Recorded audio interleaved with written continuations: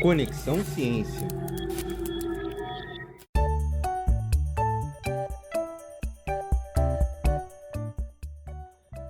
No episódio anterior, falamos sobre a importância do jornalismo na divulgação científica. Mas para tudo isso chegar até o público, é necessário muito planejamento, uma boa comunicação visual e conexão com pesquisadores de todo o estado do Paraná. No terceiro e último episódio do Conexão Dia da Ciência, convidamos o coordenador de atualizações dos sites dos novos arranjos de pesquisa e inovação, Guilherme de Souza, a coordenadora de artes, Ellen Vieira, e a coordenadora de publicações do Conexão Ciência, Milena Massaco Ito. Guilherme, os NAPs apresentam assuntos diversos. Como é o processo no momento da produção de uma matéria ou podcast? Bom, eu penso que a escrita de uma matéria, envolve dois grandes processos principais, que é a entrevista e a escrita do texto. Começando pela entrevista, como bem pontuado, os NAPs eles são muitos e tratam de assuntos diversos. Então, acaba que a gente precisa fazer aquele trabalho básico, de todo comunicólogo, de todo jornalista, que é pesquisar sobre o projeto que você vai escrever e sobre a pessoa que você vai entrevistar. Então, como hoje eu estou mais à frente da produção das páginas dos NAPs no Araucária, na plataforma Araucária, eu já tenho contato com muitos professores, Estou por dentro de quase todos os assuntos dos NAPs, então isso facilita bastante.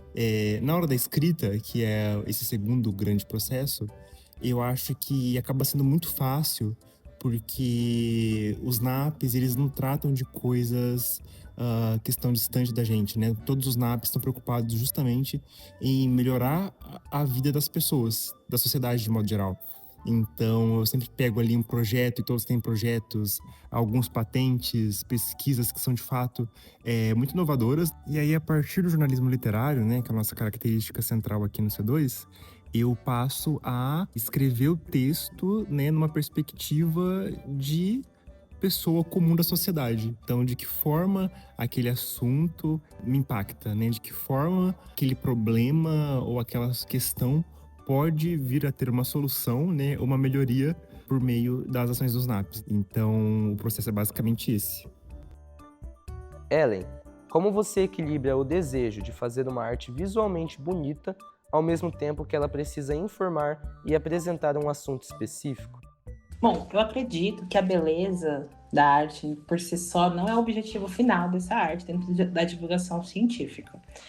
Claro que ela vem ali como uma ferramenta de despertar interesse e criar essa conexão, fazer com que as pessoas se disponham a entrar em contato com um tema que às vezes parece meio distante ou complexo. Assim, no nosso processo, acho que a primeira preocupação nunca é como deixar a capa bonita, mas pensar no o que essa matéria realmente quer comunicar. E antes de qualquer decisão estética, a gente passa por uma etapa de leitura e interpretação, onde a gente tenta buscar entender qual é o conceito central do texto e quais relações ele estabelece, qual sensação ou reflexão aquele texto tenta provocar para o leitor. Eu gosto muito de pensar que uma capa boa, ela precisa funcionar em diferentes níveis.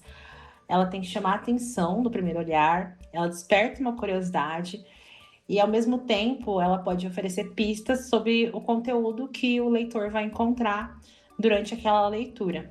É um equilíbrio bastante delicado entre ser visualmente atraente e intelectualmente honesto com o tema. Mas ainda bem que os briefings que a gente recebe dos autores são bastante coesos e facilitam bastante o processo de desenvolvimento da ilustração. Milena, montar um calendário de publicações não é algo fácil. Como você seleciona os temas das publicações para distribuir para a equipe? Para selecionar os temas das publicações que entram no C2, como a gente se organiza por mês, a primeira coisa que eu faço é sempre abrir o calendário. E aí lá eu encontro quais são as datas especiais que tem nesse mês. Pode ser, por exemplo, o Dia do Meio Ambiente, o Dia do Doador de Sangue ou até o Dia da Ciência. E assim também eu vejo se aquele mês tem alguma campanha especial. Pode ser o Março Lilás, o Novembro Azul, o Outubro Rosa. E então eu seleciono essas datas e essas campanhas que eu encontro. E aí, em segundo momento, eu abro o documento que a gente tem chamado Sugestões de Pauta. Esse documento, toda a equipe do C2 tem acesso e também pode editar. E é lá que a gente vai colocando todas as pesquisas, estudos e projetos que estão acontecendo nas universidades paranaenses e que podem virar uma pauta futura. Nesse momento, eu entro nesse documento, vejo o que tem de interessante por lá e também vejo o que pode ter ligação com as datas que eu selecionei.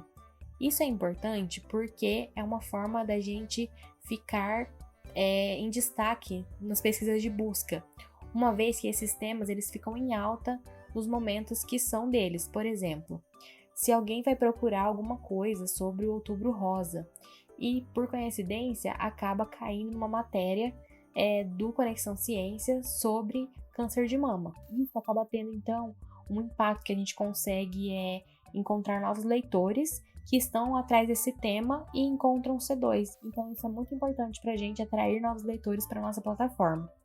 Então, a gente sempre tenta trazer essa questão das datas, já que elas têm esse destaque, então é uma forma da gente se manter bem ativos ali nas pesquisas de busca que tem na internet. E também, além disso, né, a gente também divulga temas que são ligados aos nossos projetos parceiros.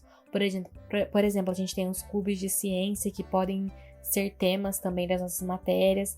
Então, a gente sempre está tentando colocar alguma coisa também das pessoas que são parceiras da gente, que ajudam no nosso projeto. Outra coisa que me ajuda a organizar a agenda de publicações do C2 tá sempre intercalando as universidades, né? Por exemplo, como a gente sempre publica 2 matérias e um podcast toda semana, eu sempre tento intercalar, por exemplo, colocar UniOeste e a UEM, e depois na outra semana colocar a UFPR e a UEL, e assim, dessa forma, todas as universidades, elas têm o seu espaço por ali. Então, a gente sempre tenta ver o que está tendo de relevante em todas essas universidades, para conseguir intercalar, né, o que vai sair durante cada semana no C2, e assim ter espaço para todas as universidades e cumprir com o nosso objetivo, que é realmente divulgar o que está acontecendo nas universidades paranaenses, que a gente está produzindo dentro das universidades. Então, além disso, a gente sempre está atento também a eventos, a temas atuais, para a gente também trazer essa pauta, né? Sempre manter a relevância.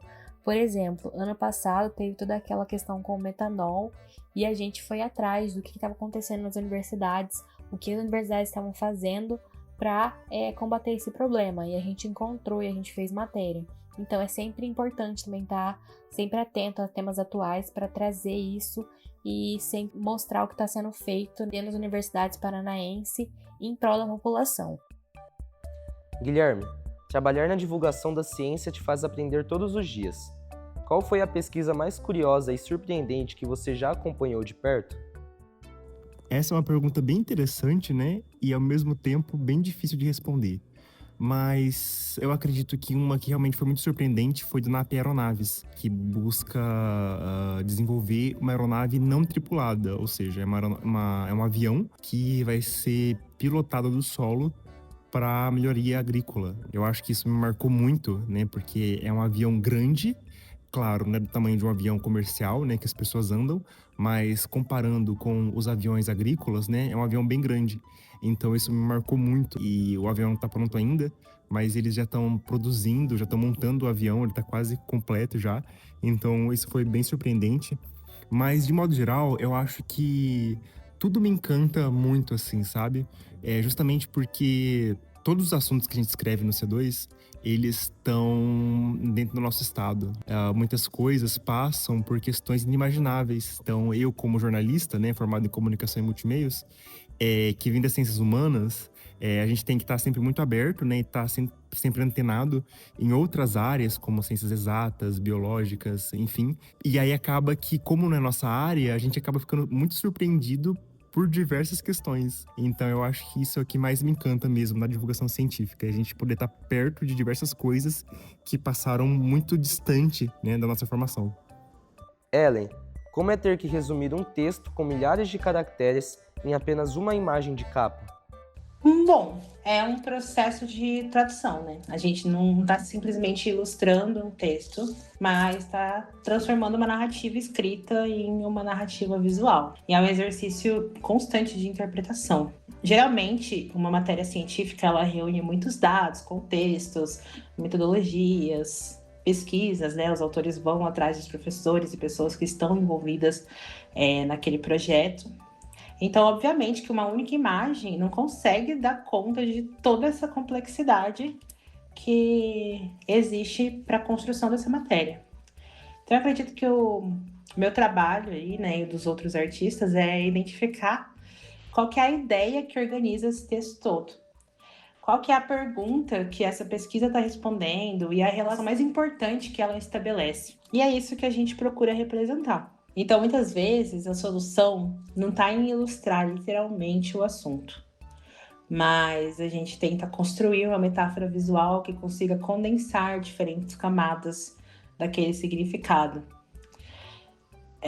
Como coordenadora de arte, eu tento pensar muito na experiência do leitor, como aquela imagem de capa ou os infográficos vão prender a atenção dele rápido, né? Principalmente competindo com a velocidade das redes sociais.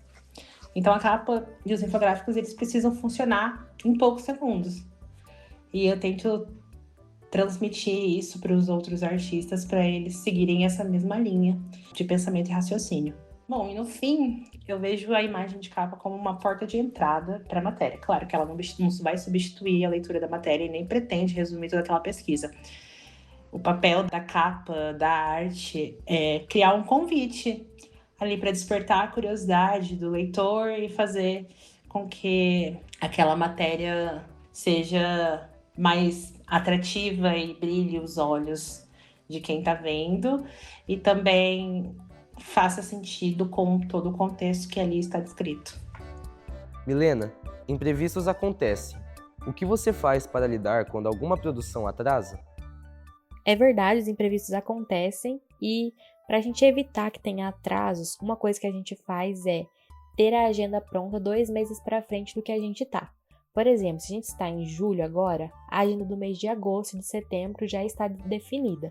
Assim, nossos redatores e editores conseguem saber o tema que eles têm que produzir, a matéria, e assim entrar em contato com as fontes, conversar com o pessoal, passar prazos e a gente conseguir ter um tempo também, caso a gente não tenha resposta, de ir atrás de outro tema. Então, é sempre importante a gente manter essa questão já de estar adiantado para não ter os atrasos. Porém, a gente sabe que sempre tem imprevistos, mesmo as coisas que estão encaminhando podem ter algum problema durante o caminho. Então, uma coisa que a gente sempre faz também é quando o pessoal está adiantado com as suas coisas já, a gente passa outras atividades, né? Então, fazer outras matérias, fazer outros podcasts e a gente deixa dentro daquele lugar que a gente chama de gaveta, que é onde ficam os materiais que estão prontos, mas ainda não tem data definida. Então, caso algum imprevisto aconteça, a gente consegue encaixar esses materiais que estão na gaveta para serem publicados. Então, a gente sempre tenta estar um pé à frente para não ter esses problemas. Até hoje, sempre saiu 2 matérias e um podcast quando estava previsto isso sair, tendo então o nosso plano B, né, que está na gaveta, e também com essa questão de adiantar as coisas, sempre a gente tem um tempinho ali para resolver quando acontece algum imprevisto.